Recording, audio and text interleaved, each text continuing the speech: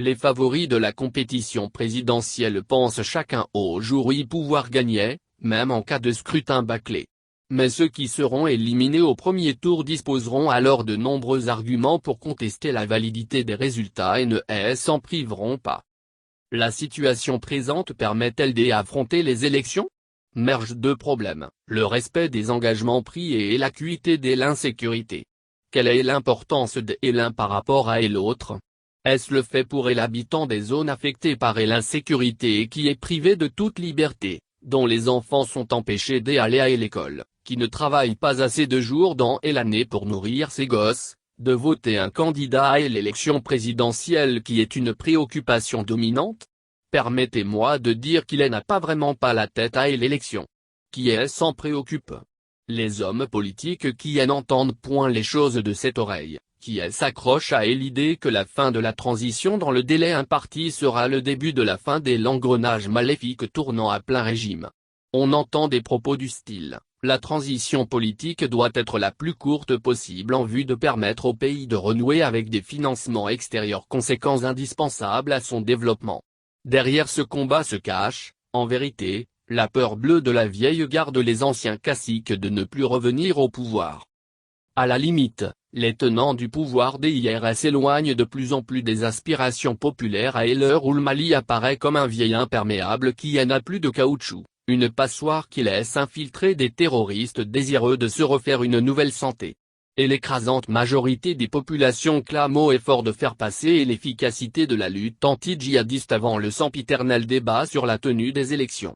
On l'objectera peut-être que le président renversé Ibrahim Boubacar Keïta a été élu dans des circonstances similaires. Eh bien, les cliquetis des armes, le bruit des engins explosifs improvisés, les clairons de sonnerie aux morts sur les cercueils des victimes des attaques n'ont jamais été aussi forts. 3/4 du pays échappe au contrôle du gouvernement.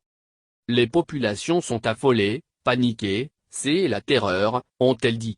On ne ose plus aller aux champs, paître des animaux, en partie décimés, les greniers incendiés, la faim et la mort rôdent en permanence.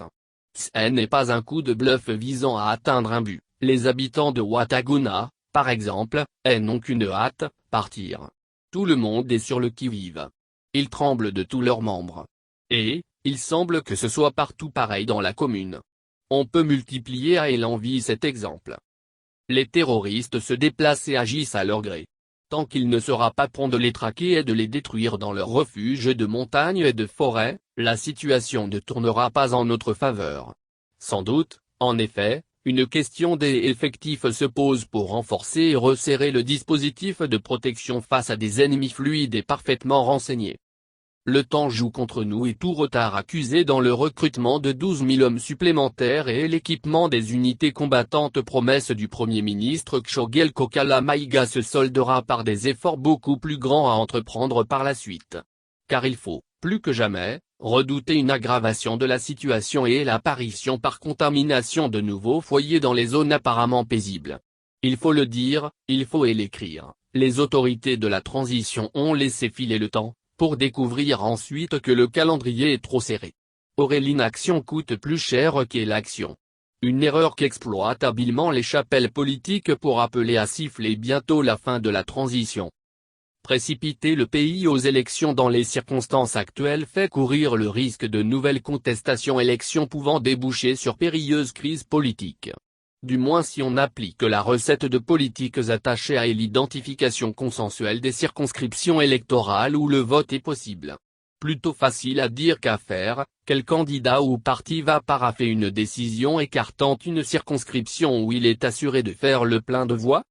Les favoris de la compétition présidentielle pensent chacun au jour y pouvoir gagner, même en cas de scrutin bâclé. Certains peuvent même penser qu'une participation électorale très faible, et variable d'une région à l'autre, les avantagerait. Mais ceux qui seront éliminés au premier tour disposeront alors de nombreux arguments pour contester la validité des résultats et ne s'en priveront pas.